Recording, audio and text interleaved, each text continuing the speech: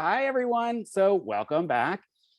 This is the 6:30 program, which is meant to really serve as a long-term tool for students and emerging professionals earlier in their career to help you get into the industry, to help you get a jump start on beginning your career in the interior design industry.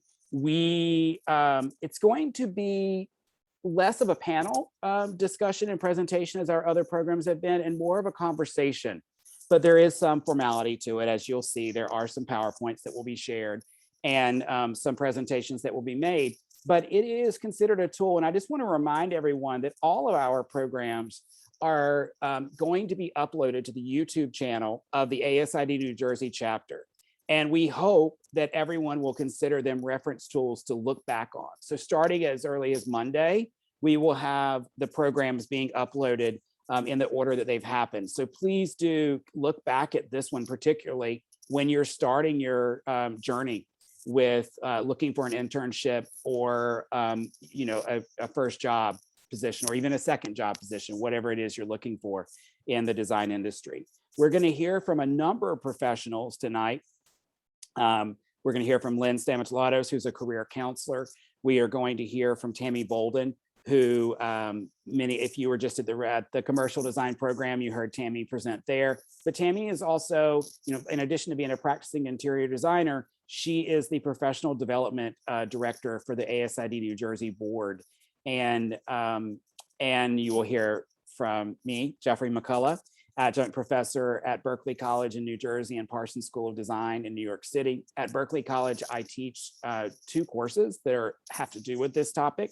One is career management, which students take in the first semester of their, I should say BFA students, bachelor's degree students, take in the first semester of their final year of the interior design program. And then professional practice, which students take in the second semester of their final year in the interior design program.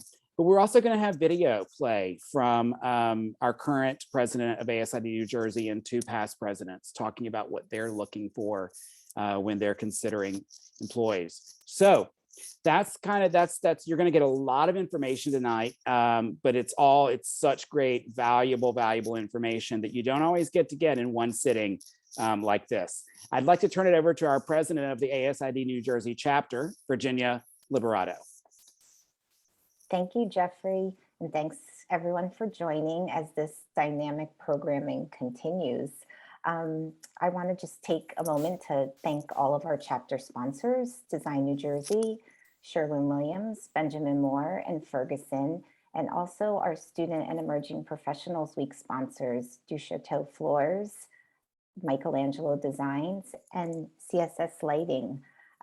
Also, I want to thank everyone who put this opportunity together, all of you for joining our wonderful board this year, and just keep it going. It's been so inspiring so far. So looking forward to tonight. Thanks, Jeffrey. Thank you, Virginia. So I'm now going to introduce Lynn Stamotlatos, who is a career counselor. She is a colleague at Berkeley College and an all-around go-to genius for how to help students prepare for getting into the professional world and staying in the professional world, because she deals with alumni as well, not just those who are in school. So Lynn, welcome. You can now share your screen and start us off. Yes. Also, let me just, while Lynn's getting her screen sharing going, say we want this to be interactive. So you can put questions in the chat box, but we're also going to want to take live questions at different points in the program tonight. So absolutely don't miss the opportunity to ask a question and get answers for that. Mariam Abdelhamid is here to help out with monitoring that chat box. So hopefully between the two of us, we won't miss any questions. All right, take it away, Lynn. Okay, thank you. Thank you. I am going to just let you know that my cursor doesn't seem to be, I think it's the battery in my mouse. It's not necessarily where I want it to be. So just make sure, feel free to let me know if I'm not on the slide that I'm talking about. I think we're okay to begin. My name is Lynn Stamotlatos. I am with Berkeley College. I am the Assistant Director for Alumni Relations and also Career Services. I work with, over the years, with many interns. I've hired interns in different positions that I've been in, and I've helped place interns. So it is really important to me to work with students and to take every student as an individual and really make sure that we're pairing them up properly with the right opportunity. So starting with when to start internships. Internships are so important, and it doesn't necessarily have to be towards the end of your time when you're in a program. Internships could also be after and you're a graduate and you just want experience. The main thing is you treat an internship search like you're looking for a job. So it's never too early to start looking for an internship. It definitely takes 3 to 6 months. When you're looking for a job, unless you're going to a position where you could just walk in and hand somebody a resume or fill out an application, which is very unusual right now, it really takes some time to do the research, figure out where you're looking for a position, and then also to figure out a strategy, how you're going to start applying. So again, it's something that really doesn't happen overnight. And I know sometimes we think of it at the end of a program that maybe we're in, but an internship could happen throughout. It's just a matter of gaining experience in the field. Many people do more than one internship. So the earlier you start with doing internships, you may be able to fit in 1 or 2 before you really start working in the field. So again, that's why it's important to take the time and really figure out what strategy you're going to take in finding that opportunity. Again, researching is very important. It takes a lot of research to figure out where you want to start applying. And again, it may be, and you'll see in other slides, but it may be that you're interested in working in a smaller firm, or maybe an architect firm, or maybe you want a retail position. So that's the research piece. And then what is the plan? How are you going to start doing that application? Are you ready to start applying? Do you have a resume? Do you have your portfolio ready? And then how are you going to apply? Are you going to send your resumes out? Are you going to go to a local interior design firm? The implementation of finding an internship is very important too.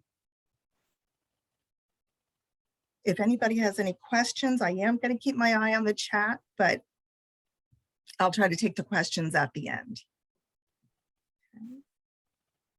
Bear with me 1 second. This is the...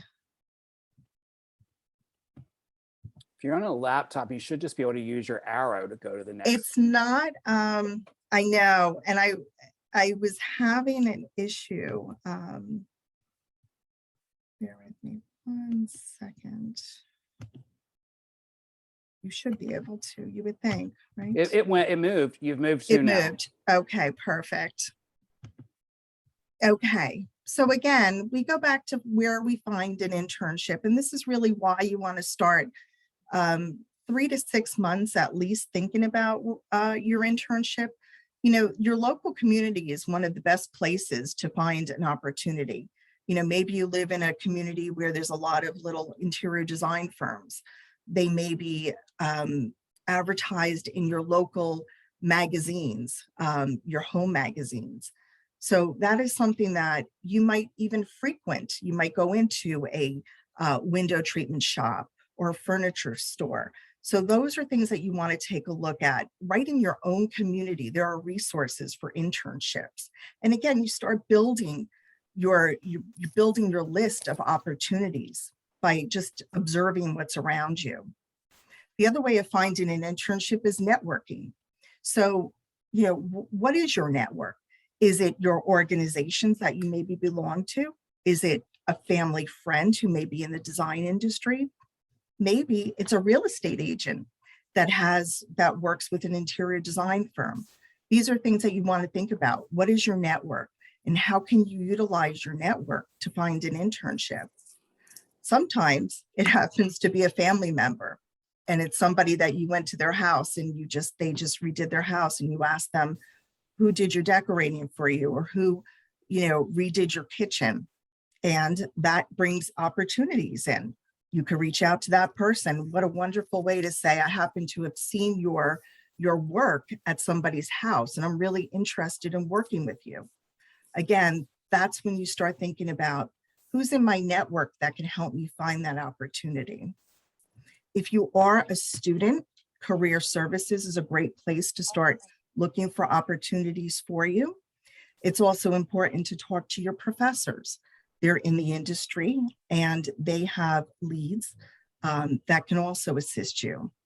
And your professional organizations, as I mentioned before, also may be a way of finding an internship. So it is important also to start becoming members of different organizations to show them that you're committed to be a part of this industry and to start learning and gaining experience. Okay. Any questions, or we're going to move on? Let's see if I could do this again. As I mentioned to you, I am having me.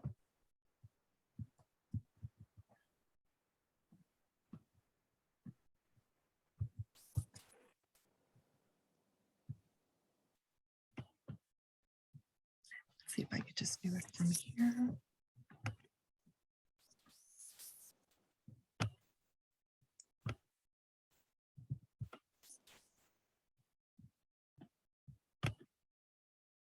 While Lynn figures that out, Yeah, I'll jump in and say that as a professor of career management, we work with students on their resume and starting the job search. I tell my students at the beginning of that semester, it takes several months. It is a several months process. It does not happen overnight. And you shouldn't get disheartened by that process. You should just understand that it's going to take time and go into it understanding that you have to get your resume together first before you even, you can be looking for job opportunities simultaneously, but you can't apply for anything until you've got your resume done. So you have to start with that, and then you go through the search. But in the world that we live in today, where jobs are often applied for online, it's not the way it was when I was graduating from college in 1999. It's not. You may never hear one thing. You may never even get an acknowledgement that your application and your cover letter and resume were received. That, unfortunately, is how that work operates on the online in the online world. However, if you use what Lynn is talking about, your network, which, by the way, ASID is a network. That is what we are. I get designers send me job postings all the time. We are going to actually look at 3 job postings tonight that have been sent to me in the last few months. I could have used 7, 8, 9, 10. So those people who know me are the students that I know. My students can tell you, both current and former, letting them know about opportunities. I did learn through a little bit of research that not all schools have a career services division. So your school may not have a dedicated person for your program. However, you have professors that are on your side, and you have department directors. So if you are at Kane, MJ Davino is your guy, Natalie Holmes Mitchell, Linda O'Shea, all of your professors are resources. If you're at Berkeley, all the professors plus Lynn. If you're at Brookdale, Celeste. If you're at NJIT, David Brothers. That is the beginnings of your interior design network. And so you always want to make sure that you can get a good recommendation from those people that I just named, because you will need that. And so that's very important. Lynn, I'll turn it back over to you. Right. And you're absolutely right. And we talk about this a lot, how, and it's something that we shouldn't get discouraged about. Again, if you prepare as if you're preparing to find a job, think of an internship as a job, it does take time for the person to find something that's a good fit. So if you apply and it doesn't work out, always think of it as interview experience. So it's important to just realize an internship doesn't always come on at your first approach. You may need to approach a few different opportunities and then see where it takes you. Again, use it as experience. Your interview experience makes you more comfortable and confident during the interview process, which is so important. And you want to go into an interview once you apply to an internship. You certainly want to go into the interview as if you are looking for a job, not just a temporary internship. So think of it as you have to be resume ready. You have to be ready with your portfolio. Tonight's a perfect example. My technology is not working. If you do a Zoom interview with somebody, you have to be ready. You have to try it out ahead of time, make sure that you're prepared. And always go into your interview with business attire. Make sure you're dressed appropriately. Even if it's a Zoom interview, you want to make sure that you have on something that's appropriate, that reflects also your professionalism. Very, very important. The internship, keep in mind, the internship is giving you practical experience in the field, but it's also giving an employer the opportunity to see your work, to see your work ethics. And you want that to shine during an interview. So let's talk about the interview process in general. It's very important to do your homework. Make sure that you know about that design firm or company that you're trying to interview or that you are interviewing with. Make sure that you know their history. What type of work do they do? Is it small design projects, or is it larger commercial projects? If it's an architectural firm, you really need to know what they do and what skills are they requiring. You know, are they expecting you to come in with CAD skills, or are they going to teach you more on the job? So those are things that you want to at least read the job description and understand before you go on an interview. And then when you're in the interview, of course, ask those questions. Make sure you have enough questions to ask the employer. It shows that you've done your homework and you're interested. You're truly interested in the position.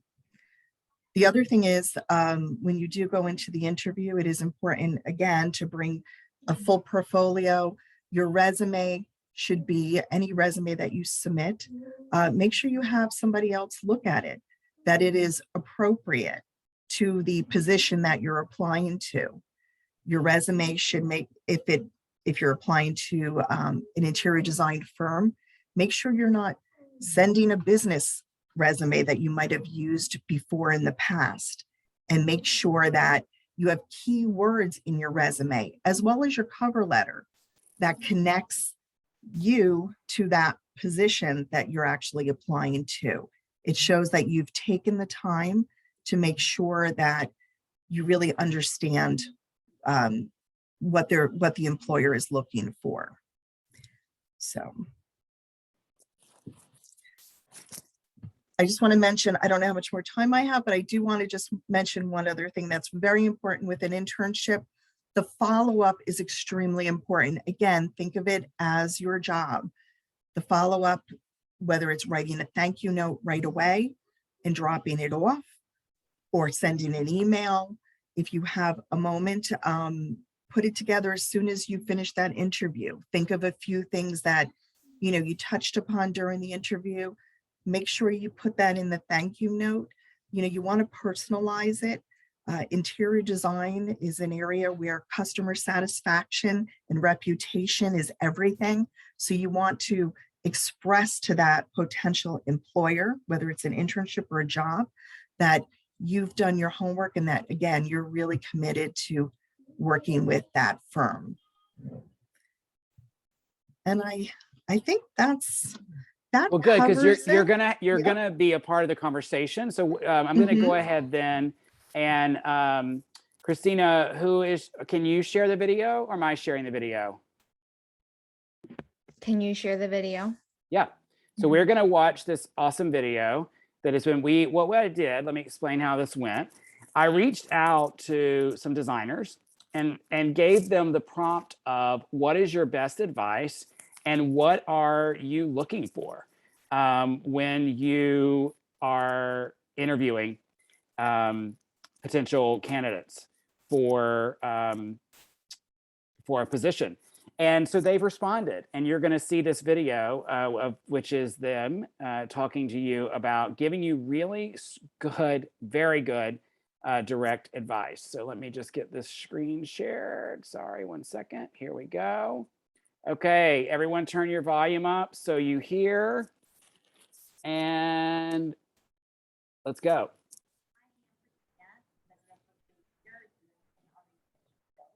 I am Richard. I'm one of the leaders here in our gallery, Georgia. Our tips for you is bring your best self, really talk about your passion.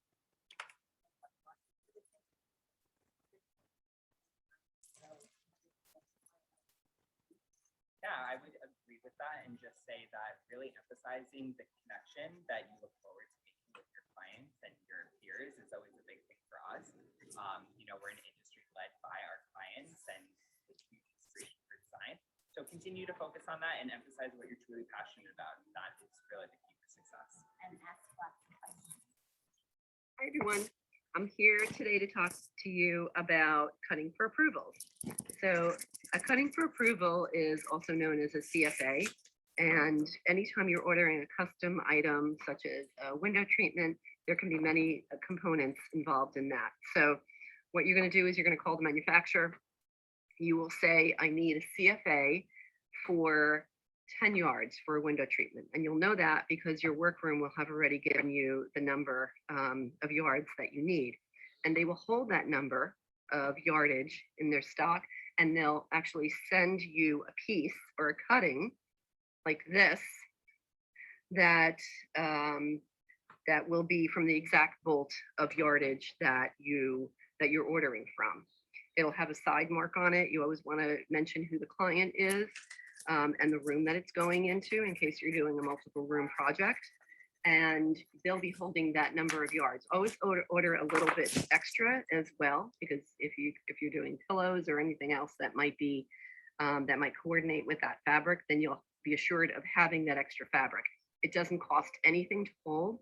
So if you are ordering more than you actually need for the project, that's a really good idea, because then you're assured of having that. Just remember, when you call back to approve it, you hold up your cutting against your actual sample book, the sample that you showed the client, to make sure that they really match. You want to make sure that you are ordering only exactly what you need, and then you're sending that to your workroom with a work order. And that's the next thing I'm going to talk about. Okay, so the next thing I'm going to talk about is knowing what a work order is. A work order is essentially telling your workroom exactly how you want your product to be made. And I'm going to use another example of a window treatment. So this is a work order that I've created, and it's going to my workroom. It has a picture of the tape that I'm using. It actually has a swatch of the fabric that I'm using. And then it has a small sketch with showing the window treatment. It's a Roman shade with the banding along the bottom. I'm showing exactly what I want the product to look like. I'm also mentioning things like if it's operable or not, if it's an inside mount, if it's an outside mount, or any details that will just try to think about in advance what your workroom could be asking you, how anything could be misconstrued, because there are many ways that things can always be misconstrued. So make a copy of it, send them the original, and hold it in your binder with your client information. And there's your work order, so that when you show up on the project, and if there is a question about how something was constructed, that you're able to refer back to it, and there's your proof that that was how you designed it. Okay, one more thing that I need to mention about CFAs is that they do expire. So certain manufacturers have 7-week or 7-day holds. Other manufacturers have 2-week holds. You just need to know when exactly they're expiring. Certain manufacturers will call you and they'll tell you that it is expiring. But just make a note, put it on your calendar, and be sure to order that fabric before it runs out. Hey everybody, how you doing? I am Sandy Cabela's. My company is Cabela's Interior Design, and I work out of Morris County. My specialty is residential interior design, and I have recently taken up a new specialty, which is designing outdoor kitchens. I am a Berkeley grad, and I've been in business for about 20 years now, about 8 years working for other firms, and 12 years working for my own firm. And I joined ASID about 20 years ago as a student member, and I am a proud past president of New Jersey chapter of ASID. So the question is, what do I look for in an intern or a design assistant? So the design assistant is a really important role because often you will be the first person to be in contact with the client. So professionalism is key, being courteous, being a good listener, taking notes, and making sure that information is communicated properly is really essential on that front line of communication with the client. I really appreciate an assistant who takes the job seriously, who has a sense of pride and ownership and accountability for the job. And while all of us in this field are very creative, it is an extremely detail-oriented job, and details are so important. So mistakes can be really costly. I mean, just imagine that you are working in a commercial space and you have to order lines for 50 windows, and if you transpose numbers and you get purple blinds instead of copper, or if your measurements are off by 1/4 of an inch, you know, you can have 50 blinds that don't fit the window. So, you know, can't stress enough how important attention to detail is in this field. So some vocabulary comes along with this business also. It's really important whether you're doing commercial or residential design. It's really important to know your fabric terminology. So to know the difference between an embroidery or print or a silk or a linen or a sheer, and also knowing the proper applications for fabrics, like what is appropriate for upholstery versus drapery. That is key. Acronyms or terms that are used all the time in drapery or in fabrics, like CFA, COM, those are terms that you'll use every day. If you get into window treatments, which is something that I do on a regular basis, that has a whole dictionary of key terms in itself. You know, it's important to know what lining or interlining is, or where's the leading edge, how many pleats, fullness, returns. Those are terms that you'll need to know if you're doing any type of window treatments. Knowing what OB and IB means, and that's basically the outside measurement, inside measurement of a window, and where to measure them. That's really key, again, to avoid making huge mistakes. Knowing your styles is really important also, and the terminology that comes along with that. So if someone says to you, put together a palette that is Art Deco or farmhouse or industrial, knowing that terminology, knowing those styles is really important so that you know how to focus your search. Other terms in our industry regarding shipping: what does drop ship mean? What does white glove? Do I need a lift gate? So those are things that you might not come across in your regular life, but things you'll have to know in the design business. I think as an emerging professional, an employer doesn't expect you to know all of these things, but bringing your skill set and what you're learning from your education is key, because those, you're going to be cutting edge as far as technology, is design software and things like that. And those are things that an employer is looking for. Also, you know, combining your education with a great attitude and a willingness to learn are really key. And the last thing that I'll leave you with, in this industry, we encounter a lot of roadblocks every day, right? That cause us to have to stop and find new solutions, like your installer doesn't show up, or you can't get the product that you want, or, you know, your fabric is discontinued. The list goes on and on. But the best advice that I can give you, that I was given to me, that was given to me once, is don't just come with a problem, come with a solution. And I think having that kind of mindset will make you a real asset to any firm. So thanks for having me, and keep up the good work, and best of luck to you all. Take care. So that was Virginia Liberato, our current president, along with Richard Gorski from RH.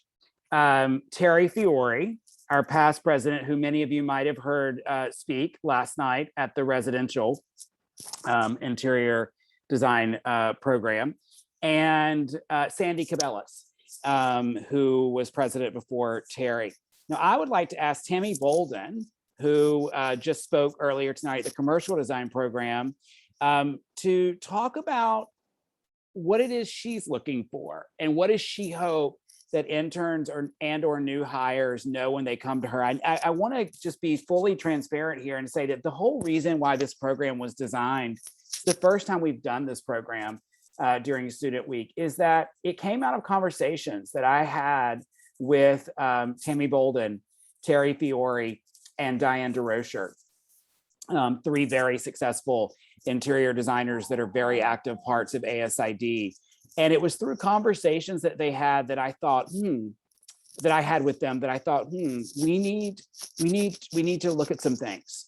And so Tammy, I would love to turn it over to you to share with the students who are here, what is it you need from them? What do you hope to see from them from the moment you first interact with them, whether it's via email or through their resume, to an interview and beyond?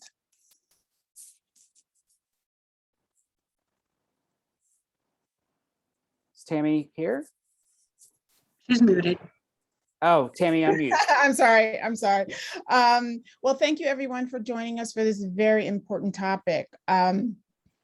As Jeffrey said, he and I had a conversation about this very important topic, and I can't stress enough how important it is for students and emerging professionals to be prepared. I think when Lynn spoke about having an internship, that is one of the biggest assets you will have in your career. You learn so much so that when you are going out for a design assistant position or a junior design position, you will be somewhat prepared. Now, we as designers who've been in the industry for a while don't expect you to know everything, but there's certain things that you should know. Like some terminologies. What does 36 inches AFF mean? You should learn that in design school. And if you can't tell us what that is, that's a red flag. Approving a CFA, that's something that you're going to kind of learn on the job, about a fabric repeats and the widths and all those kinds of things. Those are the kinds of things you kind of learn on the job, but knowing terminology, basic terminology that you'll learn in design school is absolutely key. And understanding what those terminologies are, being problem solvers, as Sandy said, I think that's key. You want to be able to kind of take a load off of a designer and be able to be a right hand, because a lot of times, and I can speak for myself, I'm so busy trying to manage clients and manage projects that I need somebody who can say, hey, you know what? Let me take that off your hands, or I can handle that for you. Why don't you go do X, Y, Z, or why don't you show me how to do this so that next time I can take that off of your hands. So just being proactive is just, and willing to learn. And again, we don't expect you to know everything, but at least be open. I said at the end of my presentation on the commercial design panel, ask for help and advice. There's no such thing as a dumb question, only the one that's not been asked. So I prefer you to ask me a question than just to kind of guess at something and get something wrong. So I really look for somebody who's proactive, willing to learn. I know it sounds cliche, a team player, someone who is professional, who presents themselves in a good light because you're representing your designer, your firm, so you want to appear, your appearance is important. And we're not talking about being cookie cutter, but being presentable. And we all know what that means, okay? I'm just trying to look at my notes here. Understanding the design process. That is key. Again, these are things that you learn in design school. If you can use the terminology, say, FF&E, and just, again, the things that you learn in design school, and when you're in your interview, if you can bring those up, find any opportunity to let me know you understand the design process. That is key.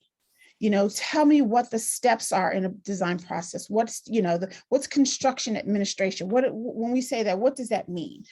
So those are the kinds of things that I look for, someone who has learned in school and is willing to learn to take the next step. Those are Tammy, my. I'm curious, what do you, I think this would be really helpful for students to understand when you're interviewing someone, what do you expect to happen in the interview from the student side? What do you expect, especially in the world where we are now, where it might be virtual, like you and I are looking at each other right now? What do you expect in that process? Please come with your portfolio. I have had in-person and Zoom interviews, right, and not know what the heck you're capable of doing. Right. May be able to talk the talk because, people know how to sell themselves. But if you can't show me what you've done. Right. And to volunteer that they've brought their portfolio and not wait for the interviewer to ask for that, but to say, I just want to let you know that I have my portfolio with me. Exactly. So when you're ready for that, just let me know. I'd rather you be able to pull it up on your phone. Yeah. Just so that I can see something. I've had interviewees who have not brought me anything, not even bring a copy of your resume. Right, exactly, yes. So always show up. Lynn, you will certainly, you will absolutely back us up on that, Lynn. Don't ever show up at an interview without the resume, right? I mean, that's 101. Now I will say that those students, I do teach a class, and certain schools do have a class. In fact, most bachelor's programs do, but I know that some students get an associate's degree and don't have these classes. But so there will be times where, if that's your case, you will need to work with your professors and your career counselor or your academic advisor and say, talk me through the process of getting an internship. It's very important that you will say that to someone, so that they know that you need to be talked through that process. So I know one student who's just started design school. Yes, an internship is working with a design firm for school credit typically. And there are paid and unpaid internships. And it's very clear, you need to be very clear, as I had to be when I was doing an internship in 1999, moving to New York City to do an internship. And my parents said, we are going to be paying for your rent to live in New York. You have to have a paid internship. It was non-negotiable. I knew, and I had to only look for paid internships. So you have to know your parameters for your own personal circumstances and be able to state those circumstances and know them, be honest about what they are. Tammy, I think this comes great. This is a perfect question for Tammy to answer. What advice do you have for someone who has professional work experience outside of design and is transitioning into design? How do they present that and make themselves sellable in the design world? That's perfect for you, having come from the marketing world. Yeah. Right. And that's exactly what I did. Do an internship. If you are in a position to do one that's unpaid, that's definitely something I'd advise. But if you are transitioning from one career to another and you don't have any professional experience in design, do an internship. And because your past work experience your ability to hold down a job in another field is definitely going to translate. You know, your ability to answer a phone or to follow up with a delivery.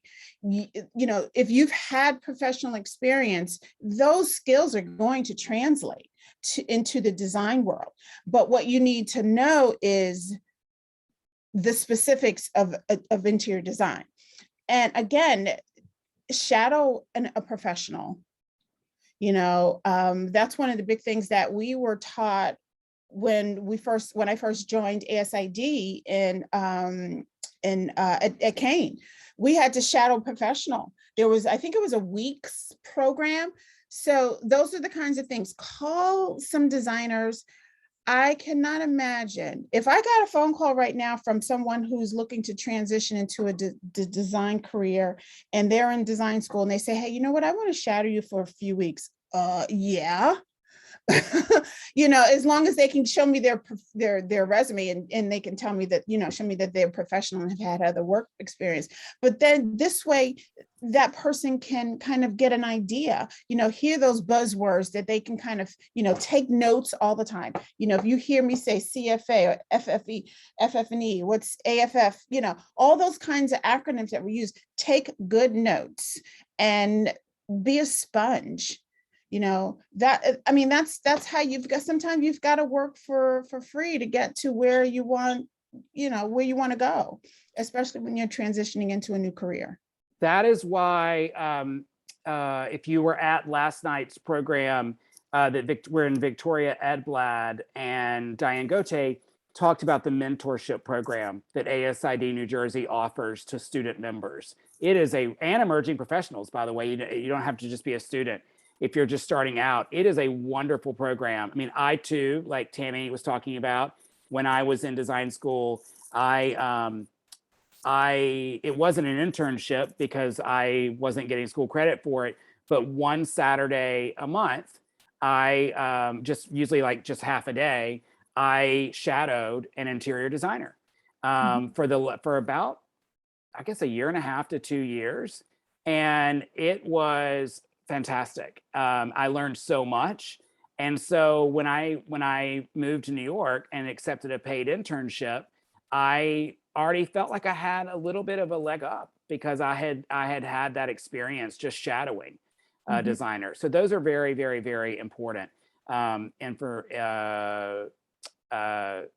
things to consider. Virginia, I would love, oh, sorry, Tammy, go. Yeah. No, just one more quick thing. If your school does not have an internship program or does not have a career services program, don't let that stop you. Go out and find your own.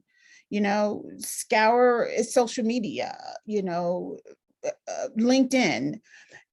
Find an internship. That's what I did because Kane didn't have a career services department. And, you know, Linda O'Shea used to have postings on the bulletin board. And I saw as soon as she put it up, I grabbed it. And that was Daniela Palmadessa. Yeah. Okay. And that's what led to your first job. Wow. Exactly. Yeah, that's how it works, guys. I mean, it's so true. Virginia, I would love for you to step in. You and Richard talked about, or you did specifically, talked about the importance of asking questions of the person who is interviewing you. What kind of questions are you looking to hear? So, I mean, I think like what Lynn touched upon, like do your research before going on any interview. And it's always great to ask questions about the company, about the work environment, about the job, about the team, about the daily tasks that you'll be involved in.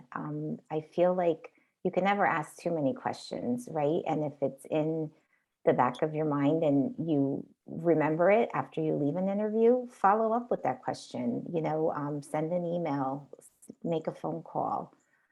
I just think it serves to show your interest, you know, and there's nothing worse than someone showing up at an interview, not knowing anything about the company that they're interviewing with. Like, that's just not good.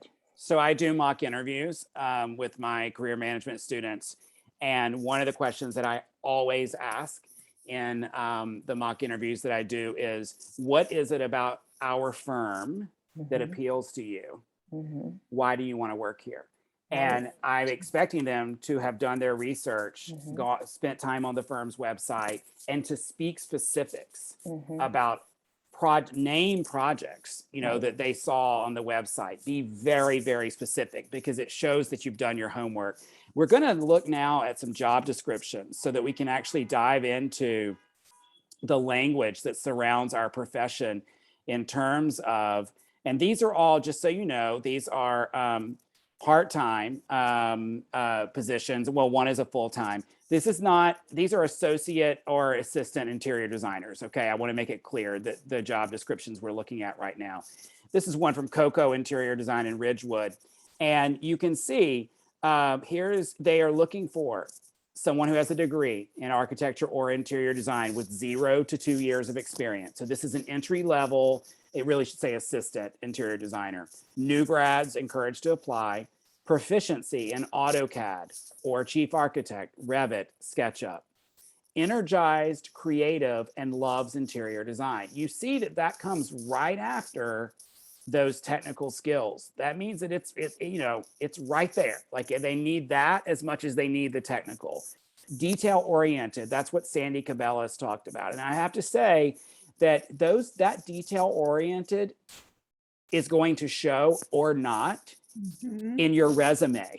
If your resume and cover letter have typos, misspelled words, you're not detail oriented enough for someone who says detail oriented. It's very important that and that is something that all of us, we look at things so many times that we actually, if you've looked at something a lot of times, you stop seeing the mistakes. It's just a natural phenomenon that happens with our human eyes. You kind of breeze through. Have someone else look at it and make sure you don't have mistakes there. Multitasking, and I think that's what Sandy was getting at. Takes initiative and self-starter. Experience with Ivy is a plus. So there are, and notice that it says a plus. It does not say required.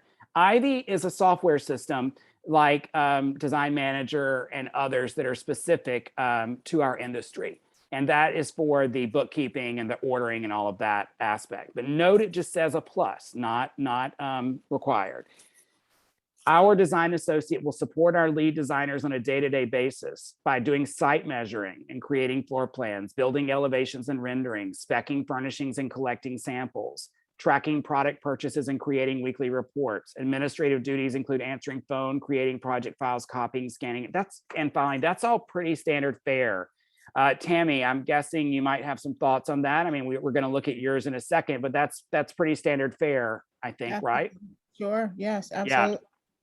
And then Diane DeRocher on the right, because we're going to look at Tammy's together, was looking for an assistant to the principal designer and who would assist designer with appointments, design presentations and selections, CAD, floor plans and elevations, and chief architect drawings. Create and maintain client binders. Terry Fiore mentioned binders. It's so important. Create proposals, track hours and timelines, track budgets, place orders, including CFAs, track orders, schedule deliveries, and then general office duties, answering the phone, take detailed messages. Organization is a must. Maintain the fabric library, file, respond to emails from clients and vendors, schedule principal designer calendar. Now, I happen to know who Diane hired, and she hired a wonderful, perfect candidate for that because she needed someone that she was certain. This was not for an internship position. This was for a part-time design assistant. But the student is actually still in school and works part-time and is getting internship credit through her school for this. This is a paid job. This is not a free labor situation, but she is getting internship credit with her school because she has this wonderful job that she took. Diane needed to know that the person she was hiring had the technical skills, but also was able to communicate with her clients and her vendors, that balance of technical, creative, and professional, which I think is really important. You really start to hone that in an internship that you might do earlier than this situation. I mean, that's how my shadowing a designer for one Saturday a month, helped me start to gain the confidence and feeling like I was seeing the real world Now, Tammy, on the left, we have your job opening and what you were looking for a part-time interior design assistant. Can you talk us through that and talk to the students about what if they want to work for Tammy Bolden? Yeah, I mean, it's really pretty much the same kinds of things that the other designers are looking for, someone to mainly help with the technical aspects of the job, drawings, CAD drawings, floor plans, elevations, helping with presentations, maintaining the library, those things that, you know, are some of the back office things that you don't, like the clients don't see, but is so vital to making sure that a project comes to fruition. Knowledge of CAD or some kind of drafting program. I've since purchased Chief Architects. I'm looking for somebody who knows how to do Chief Architect. Again, selection, sourcing. Sourcing takes a lot of time, and someone who understands what the project is and can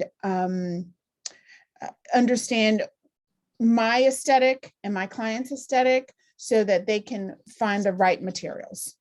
Understand pricing and follow up. Follow up is so important. Being able to follow the process of ordering the CFA or whatever the product is, seeing it from ordering to the actual delivery is a big part of what we do. Again, maintaining the resource library, doing what is needed to get the project done, honestly. And for me, I need someone who has transportation, because a lot of times I'll say, hey, go up to Ferguson. They have a faucet for me. So I need someone who can be able to run errands. So that's what I'm looking for and still looking for. Yes, so Tammy is still looking. So hello, if you were there last night and you heard her, shout out. I actually see MJ has put some amazing points that I would love to talk about. Well, this is just so true what he says. Don't be intimidated by, quote, the years of experience condition. Sometimes when firms ask for more experience than you have, they might be willing to hire 2 less experienced designers as opposed to 1 experienced designer. If they're not interested, then the worst thing they can say is no, and you're no worse off than you were before. It's okay to not get a job. Every aspiring designer has been rejected at some point. Oh my gosh, 100%. It is so, you know, in fact, I can tell you that Blanche Garcia recently was looking for someone, and she talked about that at the program that MJ and Kane hosted, the fantastic Lunch and Learn series that I attended. And I followed up with her about that because I thought we might have someone who was about to graduate that might be interested. And she wrote me back and she said, look, here's the job description. And I think it said 2 years experience or 2 to 3 years experience. And she said, it says that, but if you've got a student who you think is really great, have them contact me, because it might be a situation where we end up bringing them on as they are, and can actually, you know, work with them and train them and get them to where we need someone to be eventually. Or like MJ is saying, we might end up bringing on an additional person to our team. So absolutely, you know, go for it. Go for it if you're interested, I think is the biggie. I also see we have Marilyn Laverne on the call. And Marilyn, I would be curious. I'm sorry to put you on the spot, but you're such a fantastic professional, and you blew us all away in your presentation yesterday. If you were hiring, if you were seeking an intern, not an intern, you know, someone that's still in school, is going to be getting school credit, what would you be looking for? Would you share that with us? Do you mind? Three categories of skill set. Number one, the technical skills.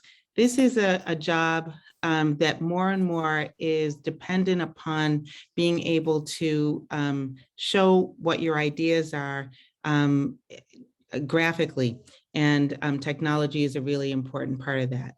Number two, I would look for somebody who has these are softer skills, but the intuition to understand how to communicate with clients. One of the things that we probably all know as professionals is that this can be an emotionally charged professional relationship. Any of us has been in situations when the client's hair is on fire, which sets our hair on fire, and an intern needs to understand not to take a thing personally, but to be able to respond with an answer that helps to keep the situation either calm or can hold over until we can get the situation under control. I know everybody has a story, about those kinds of things. And then the third thing would be being able to understand what Tammy said, when something needs to be done, not having to ask every single step, be able to anticipate and intuit, here's what's needed. After you've seen a cycle of a project 1 or 2 times, you should be able to understand, client says that they can't make it to the stone yard and meet you at 1 o'clock today, then that means you should probably reschedule for when they can show up. That's part of that is intuition, but I think part of that comes with doing the job for, a certain period of time. And that's one of the things that I would say to an intern, be prepared to build up your intuition in this job. Wow, fantastic advice. I'm so glad I looked to see the list and saw, and I got about halfway down in its alphabetical order. So I saw that M and jumped on that, and I'm so glad I did. I do want to share some of the vocabulary that was shared in the videos, and we can talk about this. Is my screen showing? Yes. Okay, great. So Terry and I think Sandy also talked about a reserve. That is placing available stock on hold so that you do not lose what you need. That can be wallpaper, fabric, so that you call, if you want to just walk through a job cycle for, as Marilyn was talking about, you've got your boss has put this fabric and trimming. Let's just say you worked for Terry for your client's Roman shade for the bathroom, and it's on your desk to call and place a reserve. You would call up the fabric company and you would say, I'm from the name of your firm and I need to check stock and place a reserve on if there is available stock for 6 yards of fabric. And then you would do the same thing for the trim as well. There's the worst thing you can do, especially in these times, is assume that something is going to be in stock. We are living in very, very strange times with very, very long lead times. And it's going to take a while for things to get caught up. Lead time is when that's the amount of time you are quoted that it's going to be before the product is back in stock or available to you. So you do not want, if something is in stock and you have shown it to your client and it is in stock, you want to put it on reserve and make sure you do not lose that. Because if an order comes in from another designer the next day and you haven't reserved it, they could take all the stock and then you're back to having to tell your client that it's going to be 12 weeks or more for more to come in. They won't be happy and neither will you. A quote or Can I just quickly piggyback on that point? Oh, I want you to piggyback. I want you to piggyback all night long. Okay, on so this, yes. on reserve, when you do a reserve, and Terry and Sandy mentioned a CFA, and I just had this example happen to me. The reason why you do the CFA is because the die lots can change, and you need to know. I had a sample of a trim that I've had for about a year, and I matched it to a fabric that I had. When I went to order the CFA, I ordered the yardage that I need. I got the CFA. The color was so different from what I had, the sample that I had, that I couldn't use that. I couldn't use that trim because the dye light just didn't match. So, Right. And then when I called the company, they said, well, the next couple of runs are from that same dye lot. So I had to select something else. So that's why it's very important to do that. So CFA stands for cutting for approval, and the company is truly going to the current stock that they have and cutting off a piece of it and sending it in the mail to you. That's how that works. You literally are getting a piece of the exact exact stock. And Tammy used the word die lot. That is the current die lot is the current stock that they have. And when that stock runs out, they're going to a new die lot. And when that stock runs out, another die lot. So it goes on and on and on. So that's why it's important, as Terry said, you want to make sure you do not let that reserve expire, or you will be in trouble again. Quote or an estimate. A quote or an estimate is what a vendor provides you so that you can create your proposals for a project. So you get the quote or estimate from your vendor, whether it's a furniture company, whether it's a contractor, whether it's a window treatment maker, whatever, a fabric showroom, commercial lighting company. You have to get a quote or an estimate from them in writing, so that you can put together your proposals for a project. A pro forma invoice is something that you're going to hear a lot. That is what a vendor provides you after you've approved a quote or estimate and you're ready to place an order. Or if you know that it's something you just want to order outright and you don't need the quote or estimate, you can always just call a company and say, I need to get an invoice for, and they'll send you over. Pro forma means that it must be paid before it ships or before it's released. So you get an invoice, and that is what you will use to then create your purchase order. And you provide the purchase order to the vendor with your payment, and it is used by the vendor to fulfill the order. So whatever is on it must be correct. That's where little mistakes can make a big, like Sandy said, transpose less. She gave the example of you meant to get 50 copper blinds for 50 windows, but you transpose the number. And instead of being color 15, you put 51. And unfortunately, 51 is purple. And no one ever wanted purple blinds. So that's where you have to make sure your purchase order is just everything on it correct. The number of yards, the number of pieces, if it's furniture, you better make sure you put, 4 dining chairs that you need and not 3 or whatever it is. I mean, normally they're going to call you, but just understand that whatever is on the purchase order is what the vendor will be using to fulfill the order. If you leave any details out, they will not be on the order that gets fulfilled. A side mark, Terry mentioned that. That is the identifying information that goes on a product when it is shipped.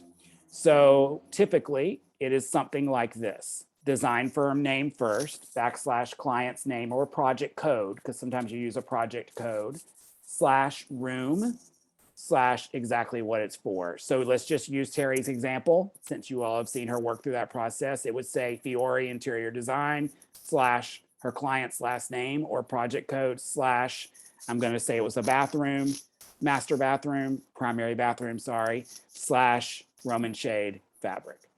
The trim that what she would have shipped would say Fiore Interior Design, client's name or project code, primary bathroom, Roman shade trim. So a side mark so that's when your vendor gets it, because it's often going to be drop shipped, as Terry said, directly from the manufacturer to your workroom, not to you first, and then you have to deliver it.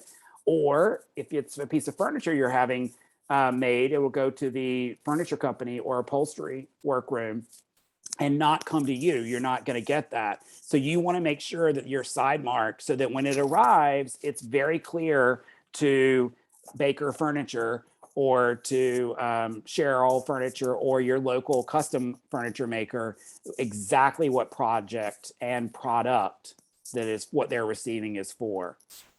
Tammy, anything to add to those first, or anyone? Yeah, I was just going to say, side mark, put it on any and everything you possibly can, because because you're sending the PO to a purchase order to your vendor, but then the vendor has to send it to its shipper, and then the shipper has to send it to the receiver, and the receiver has to do. So there's so many different entities and so many hands that have to touch and look at this this item, that if you put it on any and everything that you possibly can, and when I say that, I mean your purchase order, when you're sending an email, when you're, I put it on, actually, I put it on 2 different places on my PO. I put it in the subject line, and then I put it again under my payment information. Make sure that this is marked bold interior design, client, so that it's reiterated several different times. And Jeffrey, I'm just going to hop in too when we talk about details, and we talk about us making sure we check our work. It's also important to check your acknowledgements. Just as we could make a mistake, so could the vendor that's sending your order through. So really, really important to do that as well. Yeah. I mean, something as simple as, I used to actually work for a fabric and wallpaper manufacturer. That's how I started in the industry. After design school, I wanted to learn as much as I could about fabric and wallpaper manufacturing. And so that was the best way to do that.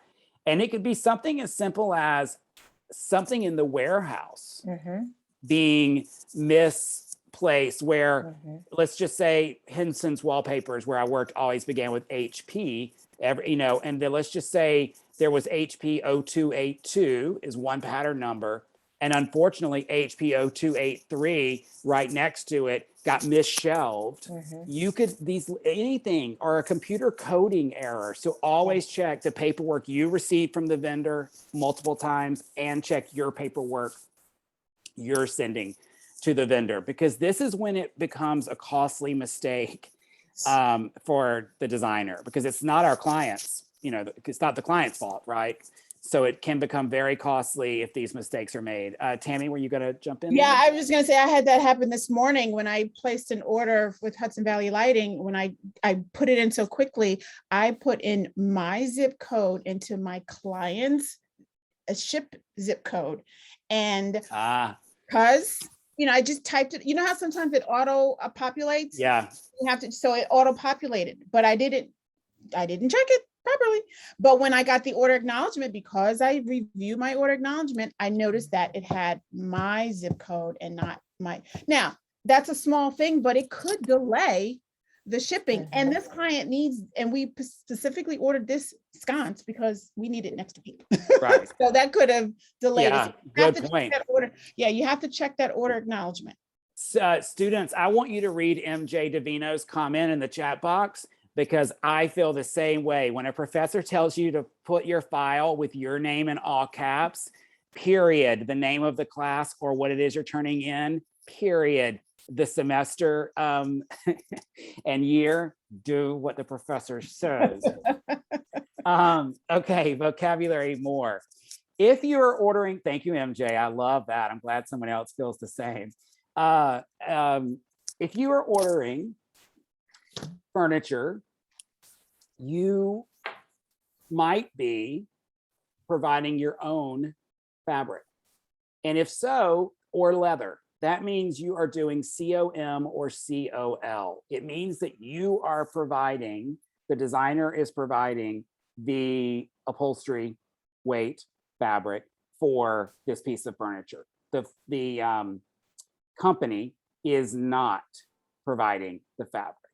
So, for example, Virginia is a trade design leader with RH. RH's furniture is in its own fabrics. But if you were ordering a sofa from Baker, or Cheryl, or any of the, any Henrion, any of the, you might not be using their fabric. You're using your own that you specify, and that you're ordering from Brunswick and Fee or Lee Joffa or Schumacher or Kravet, et cetera, and sending to their warehouse. That means that you want, when you have this priced out, you want it priced out for COM, COL, and that lets them know that you're going to be providing the material or the leather. CFA, cutting for approval. Strikeoff, those of you who were at the carpet and fabric program at JNS by Stark in November, when we had that awesome program, you learned about strikeoffs for the carpet world from PJ. That also can happen anytime you're ordering something custom. fabric, wallpaper, carpet, anything custom, you're going to get a strike off. It is the equivalent of a CFA, but it's not a cutting for approval because it's not coming from any existing stock. It is a total custom project. So we get what's called a strike off. One or two usually come to you for free.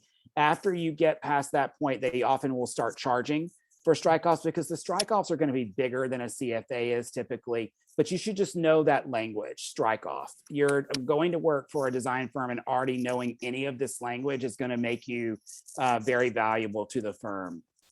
Repeat. This is about the scale of the pattern, and it is critical information for upholsterers, curtain makers, pillow makers, wallpaper hangers, anything else to have that information to estimate the amount needed. If you're using something that has a large repeat, meaning the pattern is big, you're going to need more quantity for that pattern to match up on the finished product than you are if it has no repeat at all. It's just a solid, or it's a very small scale check or something that has a tiny little pattern. But if you don't know that information, that can make a big difference. You could end up needing several more yards of something, or in some cases, 50% more, depending on the repeat size. And if you don't quote that properly, when it gets there, or tell your workroom, when it gets to them, they're going to go, whoa, whoa, whoa, we had no idea the repeat was this big. You need to order 6 more yards for us. And then you've got to go back to your client. So these are just things you always, and the samples give you that information. Colorways, the various colors that one pattern has available. Sometimes a pattern comes in 3 colorways, sometimes it comes in 10 colorways. You need to know that language. And then you see, I added 2 while our presenter was presenting tonight. She said she needs you to know what AFF means, above finished floor, right, Tammy? Yes.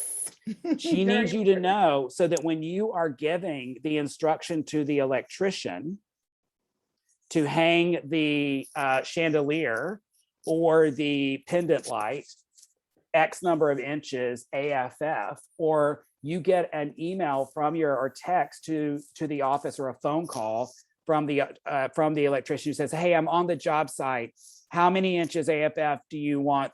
You need to know what that means, above finished floor. And then I know that in design school, you learn FF&E, furniture, fixtures, and equipment. So these are the words that I have just, after I heard the videos from the professionals, but I would love to now open it up for questions and also more info from Tammy and Marilyn and Virginia, MJ, anyone who's on the call, Lynn. Now that Lynn, you've heard this, if you know more that you want to share with students about the interview process or looking process, we have about 15 minutes, so we can use that however students think is best for them. Are there any questions live from students? I will take them. Abby and Selena, yes, go ahead. For hey, certain Jocelyn. things, like you said, I'm saying it. Don't make me shy. Okay. I said, for hey, certain, Jocelyn. for certain vocabulary that you guys are speaking about, let's say I don't work as much with wallpaper or like paint or speccing these finishes or all this. I work more like designing construction documents. If I don't know that, if I'm looking for a job in the future, would I still have to take like an internship in order to like learn this vocabulary? No. Or, I mean, you would learn this from somebody else, right? Working at wherever you're working at. Yeah, you would study, Jocelyn. You would reach out to your former professors. You would reach out to your former professors who think highly of you and say, I'm applying for a position that's in residential and I've never done residential. What resources do you recommend that I turn to learn some of the terminology that might be necessary? And Jeffrey, if I could hop in. Oh, go ahead. For Jocelyn. Oh, no. I had another question. Oh, okay. Oh, sorry. I was just going to answer that question for you. You can go well. right ahead. I just want to share with you, as long as you have the willingness and eagerness to learn, you can achieve anything. I came into this profession as my second career, And I took a job as a design assistant coming from fashion. I had no idea what a wallpaper repeat was or anything like that. But you submerge yourself, you learn, you ask questions, and you learn from your mistakes.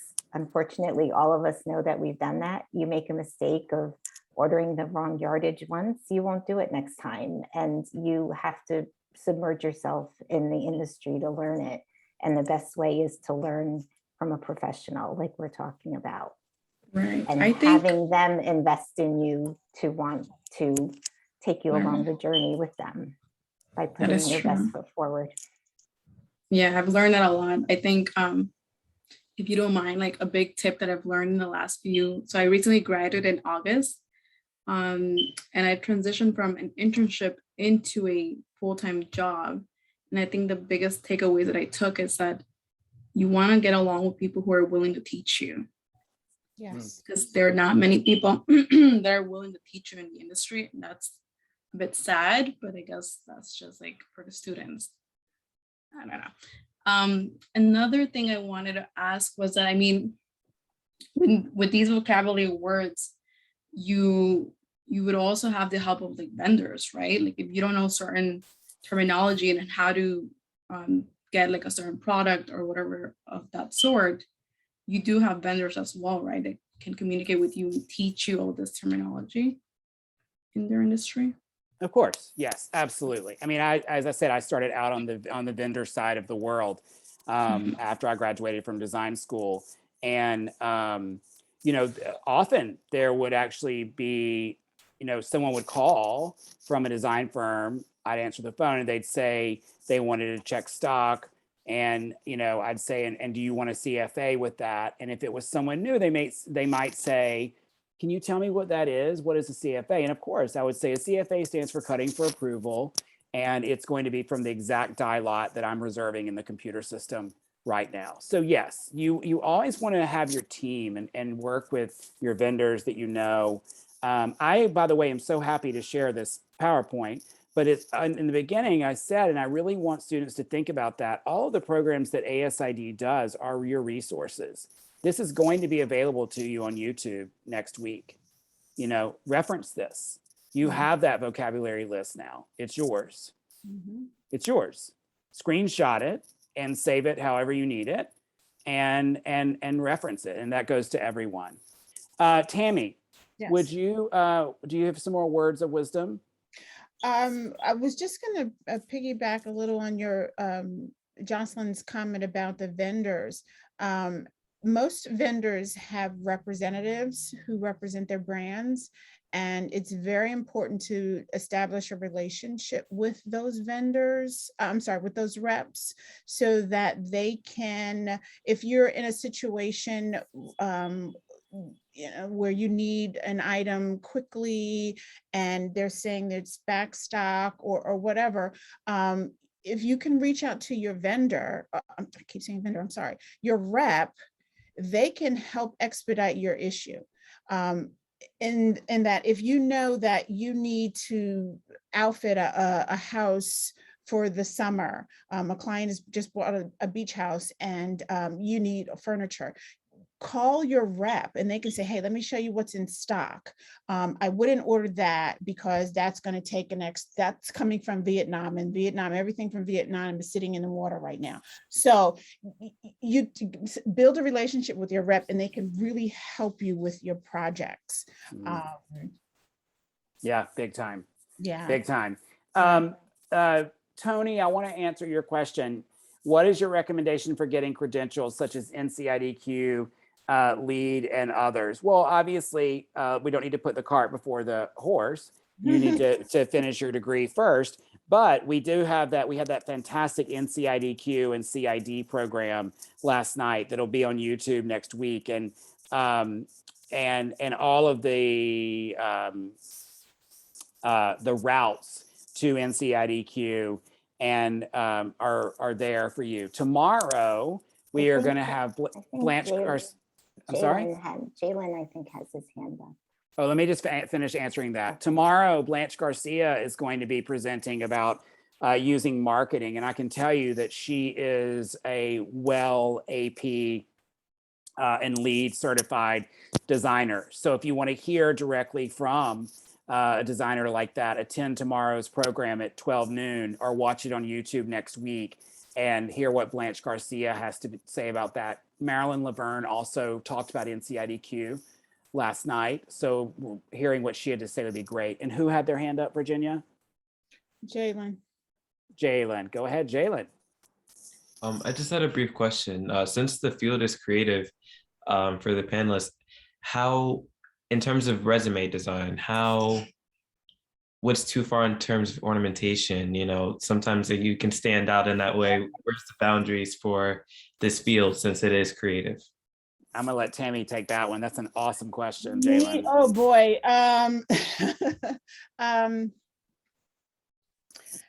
You know, I think one of the things, and this is a point that I have in my notes here, I think it's important to know what type of environment that you're going to be working in.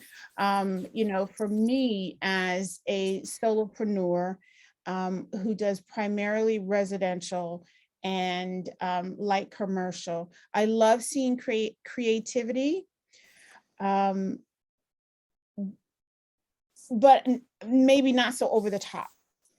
You know, there's a fine line, you know. I think there's I mean, I don't want to discourage anybody, and that's what I'm kind of trying to use my word, pick my words correctly, because I think there's no bounds to creativity. It's about representing who you are. And if you are over the top with your creativity, I applaud you, but it might not be suited for my firm. So I think it's very important to know the environment that you're working for. And it could be that I may be a designer who's very used to doing a certain thing, and I may be looking for somebody who's really over the top. So it really is up to what the employer is looking for. But if you've come up with your best creativity and the employer says, wow, that's a lot, that might not be a place where you're going to be working. But if you come with your best creativity and say, wow, that is like, I'm blown away. That might be somebody who says, you know what? I think we can use this person to kind of maybe harness that energy and take me into a new direction. So you really have to know, that's why it's really important to ask questions of the employer as the employer to ask of the interviewee. If that makes sense. Lynn, would you take us out Yeah.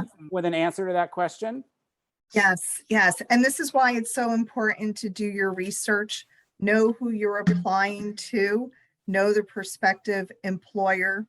Are they traditional? Are they creative? Like Tammy's saying, you know, your creativity might be what they're looking for, or it just may not be appropriate for that particular position. That's why it's also okay to have several different resumes depending on what you're applying for. I think the most important thing is you could be creative and you could have a non-creative resume. It has to be presentable. Yes. The reader has to be able to see it. It has to be clean. There can't be grammatical errors. The bullets, everything has to be appropriate, because you're in the interior design, you know, industry. What you're presenting in your resume is what they're going to expect you to bring into the workplace. So you want to make sure it's presentable. Wow, love that answer. And I think that was the best exclamation point to the program tonight. So thank you, Lynn. I love that the career counselor brought all that creativity talk and all that design language and wrapped it up into one perfect words of advice for those who are on the call tonight. So thank you, Lynn. Tammy, thank you so much for both programs tonight. You were a rock star as always. And I want to say a special thank you to Virginia and Richard and Terry and Sandy also for putting together the videos. And remember, everyone, this program will be on YouTube starting next week. I want you to use all of our programs as resources. That's what we're here for. So Virginia, I turn it back over to you, our fearless leader, to take us out for the night. And I just want to say thank you to Marilyn as well for Yes, Marilyn, thank you for, especially on the spot. So much great information tonight and so much usable knowledge. Just remember, bring your best self and ask questions and use the support around you. There's so many of us here, right? Yes. Yeah. So thank you. And we'll see All you right. tomorrow. So let's talk to tomorrow quickly, everyone. Noon at 12 noon. We have press and social media and branding presented by Ren Miller, the editor of Design NJ magazine, Sarah Fletcher, a PR agent extraordinaire, and as I was just saying, Blanche Garcia, a well AP lead certified ASID designer, who's going to talk about how she uses social media in her practice. And then following that at 1:30, we have what's going to be an absolutely phenomenal keynote presentation by Robin Wilson of Robin Wilson Home, who is going to talk about how she went from being a practicing interior designer to a product designer who now has product in 100 and something Macy's stores around the country and more on the way. So you can still register for both of those programs at nj.asid.org/events. And we hope to see you at both of those programs tomorrow. Good night, everyone.